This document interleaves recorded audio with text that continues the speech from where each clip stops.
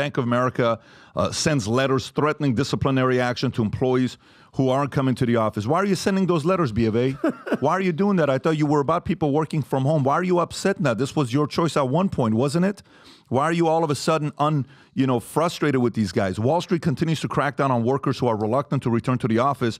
In its latest effort to herd its employees back to the office, Bank of America has been sending out warning letters. It's calling letters of education to those who haven't been turning up for work. Failure to follow the workplace excellence expectation applicable to your role within 2 weeks of the date of this notification may result in further disciplinary action. What does that mean?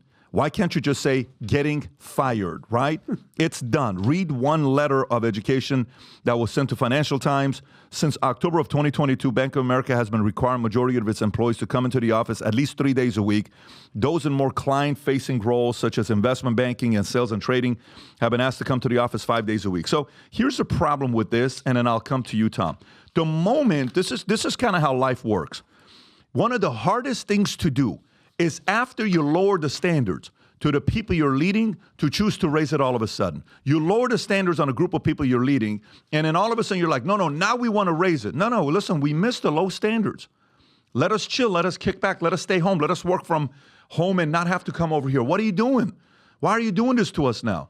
The moment you drop the standards, later on to raise the standards, the people are not going to respond well to it because they're accustomed to low standards. They knew you were capable of low standards. They knew you were capable of being okay with them working from home. And some of these guys are like, well, what did you want me to do?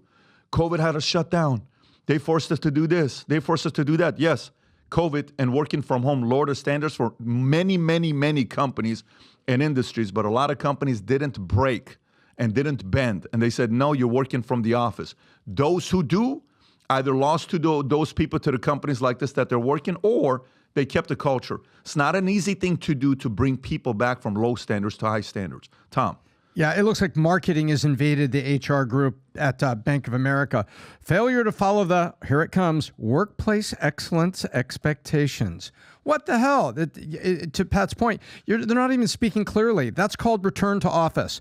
Return to office so we can work together, we can have culture here, and we can serve our clients. Those in more client-facing roles, such as investment banking, have been asked to come in 5 days a week. Of course they are, because the customers are there. So when you lower your expectations on your employees and then you come back, and now you're trying to put it all in this flowery type, you need to just come back and say this. Look, guys, the government forced us to do it, and we made some choices. All of that is behind us now. We are back to 5 days in the office. You are going to be around your coworkers. You're going to build culture. We're going to serve our customers, and that's where we're going. You have to be brutally honest and handle it that way. All these things that we worry about, feelings and everything like this. Look at it this way. You have a heart attack. Your doctor's looking at you. You have pretty big feelings about this. Do you want him to say, well, it's a little of this, it's a little of that? Or do you want him to say this? You dodged a bullet, but I think you're going to be okay. Drop 50 pounds, get the cholesterol down, and you've got a shot of living long enough to see your grandkids get married. That's the brutal honesty you want. But we go into the workplace and we don't speak like that. We fluff it up and everything like that while we're trying to raise a standard. You're going to have a hell of a hard time raising a standard when you're trying to talk in this fluffy language. I mostly agree with you guys, but, I have to point out maybe some leaks in the argument, Tom. So the Bank of America warns return to office laggards with return to education. So laggards, we've seen the stocks that are lagging, not fulfilling their expectations. But a lot of this is nuance. Why? Because there is a difference between salaried employees and commissioned employees and the sales guys. So salaried people, have very little leverage. So if you're not bringing in commissions and making money for the company, so who are the people that they said that they are encouraging to come to the office, Tom? The investment banking and sales and trading guys. Listen, let me tell you, those guys are the money makers. So if they're saying, listen, I'm coming in the office 3 days a week, I generate $10 million a year for the company, I have leverage here. I'm just going to stay in my house in the Hamptons a couple days a week while you guys do your thing in the city. The bigger you are, obviously they know that they're on Wall Street. A lot of these guys who are working in the city every day for years and years and years have places in the Hamptons and the Wall Street world. They have what is known as leverage. So some of the guys have more leverage than others. So the blanket statement of you have to come in and you have to come in, I'm sure these situations are unique and individual because some of them have more leverage and ultimately more pull than others. That's the only nuance that I would add to. You're talking from your point of view. You're assuming most of these guys are bankers that they're talking about. These are not, like, for example, the reason why I said like yourself, you've been with the same company for how long? 15 years now? 17 years. 17 years. You perform, you do your part, but you're a wholesaler. Yeah. A wholesaler is never required to be in any office. Any wholesaler for AIG, Nationwide, any insurance company, none of them work out of the office. They all work from home because they're always on the road.